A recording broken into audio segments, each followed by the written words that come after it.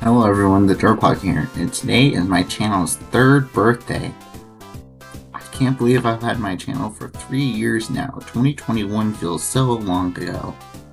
Anyways, for my channel's 3rd birthday, I decided I'm going to be doing my own special video. A video where I'm going to be recreating my Virginia to Illinois road trip from 2018. The reason is because I actually remember taking that trip, and I actually caught something very cool from that trip and some pleasant memories. So without further ado, let's get started for this special video. If you've been enjoying my highways content or any of my other content, be sure to hit that like button and smash that subscribe button so you're notified of all my future highways videos. And guess what? I'm now open to extra requests. All of the future highways I'm going to be doing are listed down in the description below. So if you want any extra requests for the future highways, be sure to look down in the description and put your request down in the comment section below, and I'll make sure to shout you out. Let's get started with the highway. As you can see here, this is our map of the cross-country route we took. The red is the trip there. The green is the trip from Springfield to the Chicagoland area on Interstate 55, which I'm not going to be covering in this video. And then the yellow is the route that we took on the way home. So with that, we'll be starting with on the trip there, or westbound. We begin here at a junction with Interstate 95, US 17, and US 1, and we turned onto Interstate 95 North to head towards Washington. And this is the only mileage that I'm going to be showing throughout the entire video. One, it's special to me, and two, if I was to show every single mileage sign in this video, it'd be, for every single highway, it would be one long video. So once my family got into the Washington, D.C. area, we took exit 170B for Interstate 495 North, which is signed for Tyson's Corner. And this is a very cool view of Interstate 95 on the Springfield interchange. And now we merged on Interstate 495, where we stayed on 495 for a short time. And here are crossing over the Potomac River on the American Legion Bridge. Hey Quartermatch, I found your Maryland welcome sign for you. Now we're meeting Interstate 270 in 2 miles, and we took the 270 exit for Rockville and Frederick. And here's the actual split with Interstate 495 and 270. And I'd like to show Interstate 370 because 370 is one of the child routes of 70 that is not connected to Interstate 70. Now we're meeting Interstate 70 itself, and my family took 70 west for Hagerstown. Honestly, 70 west should be Pittsburgh, not Hagerstown. I know you meet Interstate 68 there, but that should definitely be Pittsburgh. Now we're meeting Interstate 81, and 81 gets the awesome control cities that we saw in the US 11 video. Now we're taking the exit for Interstate 68 West, which is signed for Cumberland, which is a good choice. But you can also throw in Morgantown on there. And here's a cool view of Cumberland, Maryland in the mountains. Sadly, we actually went there, it was like already nighttime. And here in Cumberland, me and my family actually stopped at the Sheets to get some snacks and a refuel. And after this point, I did not remember anything going on the trip there. So I'm just gonna guess on this is the route we took. So now we enter into West Virginia after going through Cumberland. And now we're meeting Interstate 79, where we probably took Interstate 79 North for Washington, PA. And they finally added a PA on there. For the longest time, it was just North Washington. That would have been confusing people, so they finally added the PA on there. That's good for you, West Virginia. Now we're entering into Pennsylvania on Interstate 79. As you can see, there's this Pennsylvania welcome sign. Now we're meeting Interstate 70. We're going to be joining 70 West for Washington, PA. It should not be Washington, that should be Wheeling. Also 70 East should be Baltimore. And we actually re-enter into West Virginia once again because Interstate 70 also goes through West Virginia. And here's where we probably took Interstate 470 West to not go through downtown Wheeling. And 470 is signed west for Columbus, which is absolutely correct. And here we're entering into the state of Ohio, and we're still on Interstate 470. And now we're re-merging back onto Interstate 70, which now 70 is signed west for Columbus. Here in this Columbus area, we took Interstate 270, probably to bypass. And here on 270, we actually take the exit for 70 west for Dayton. And after traveling through the rest of Ohio, we enter into the state of Indiana. And here in Indiana, this is actually where I remember waking up at like 4:30 a.m. and we were stopped at some random gas station to refuel, but I forgot where that was. Now we travel into the Indianapolis area where we're joining Interstate 465, and sadly 465 does not have any control cities. Now we're joining Interstate 74, and 74 is signed west for Peoria. Now we're entering into the state of Illinois, and I actually remember seeing this Illinois sign. Now we're meeting Interstate 57, we're going to be joining 57 south for Memphis, and we actually take the next exit on 57 for Interstate 72. And here's the actual exit for Interstate 72 west for Decatur. And now we're in the Springfield area where 72 is going to be joining Interstate 55, but we're going to be staying straight on Illinois Highway 97, which is signed west for Springfield. Here's downtown Springfield on Illinois Highway 97. And we're going to be ending the trip there because after this it's just a couple of surface streets, and I don't want to be sharing my personal family's location, so we're just going to end it here at the Illinois 97 and Illinois Highway 4 junction. That we're going to be doing on the trip home, or eastbound.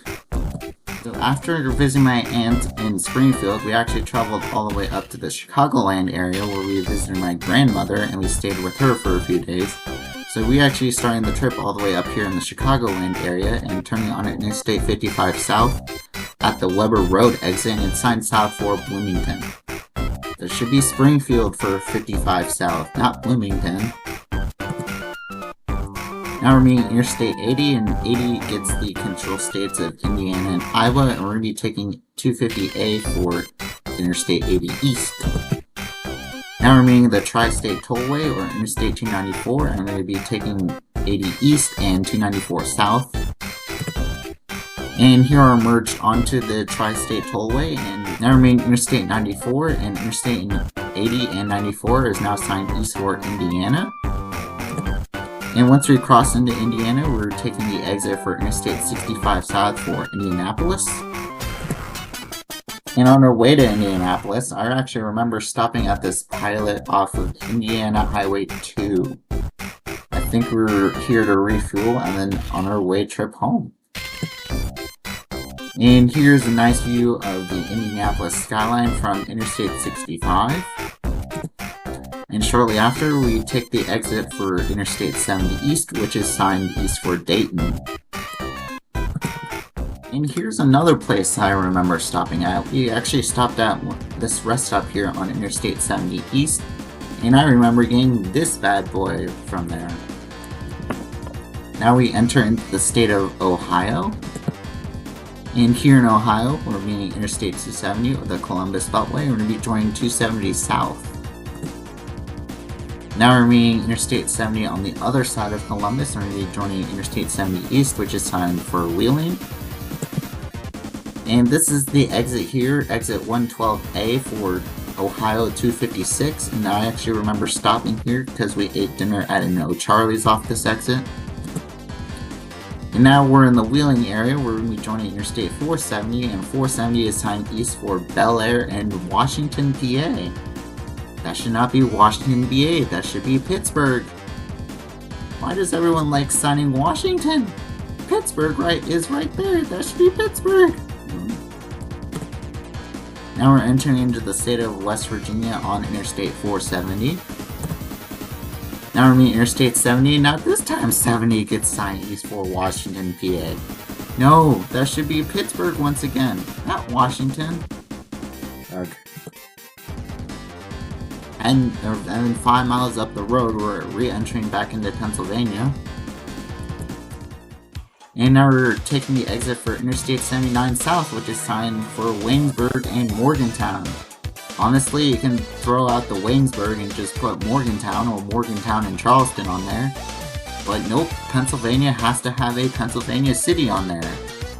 Why? Also, 70 East should now be signed for Baltimore, not New Stanton.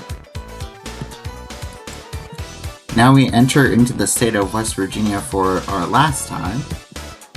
And now we're meeting Interstate 68, which is signed east for Cumberland, which is a good choice. However, 79 South is not a good choice. That should be Charleston, West Virginia. So exit 7 here, this is the exit that we actually took to stay the night in Morgantown due to Pennsylvania not giving us enough road in the mountains on Interstate 79. Yes, apparently Pennsylvania was doing construction on Interstate 79, and it was a so scary drive that we actually decided to stay at a hotel here off exit 7 in Morgantown. Once we continued the trip next day, we enter into the state of Maryland once again. And now we're taking exit 43B here in Cumberland for Maryland Highway 51. And here on Maryland 51 turned into West Virginia 9, and we now get a welcome sign for Pawpaw, West Virginia. And here we're splitting off from West Virginia 9 to West Virginia 29. Now we're turning on to West Virginia 127, which eventually turns into Virginia 127. And now we get a welcome to Virginia sign, and now we're on Virginia 127. Now we're meeting Interstate 522, which is signed south for Winchester, which is awesome. And 522 North is not awesome, and it's signed for Berkeley Springs. That should be Hancock. There's nothing in Berkeley Springs. Plus, Berkeley Springs is only 5 miles south. Hancock. So why not put on there? Hancock. Why Virginia? And here in the Winchester area, we're meeting Virginia Highway 37, and we're going to be taking the road to Virginia 37 South. And this is at the end of Virginia Highway 37, and we're going to be turning on to Interstate 81 South. Now we're meeting Interstate 66, which is signed east for Front Royal and Washington, while 81 South gets the awesome control city of Roanoke. And here's our reassurance shield on Interstate 66.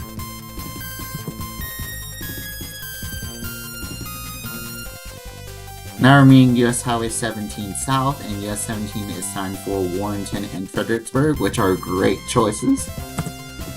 Here we're meeting Interstate 95 just west of Fredericksburg, and US 17 is going to be joining Interstate 95 South for Richmond.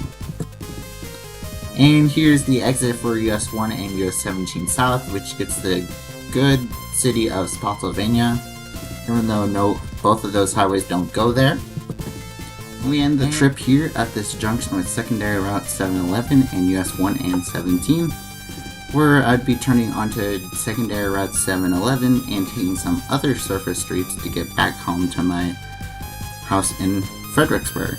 And that ends the video. Thank you all so much for watching this special episode of the VAIL trip. I hope you guys learned something new about me and will be inspired to make your own kind of video like this.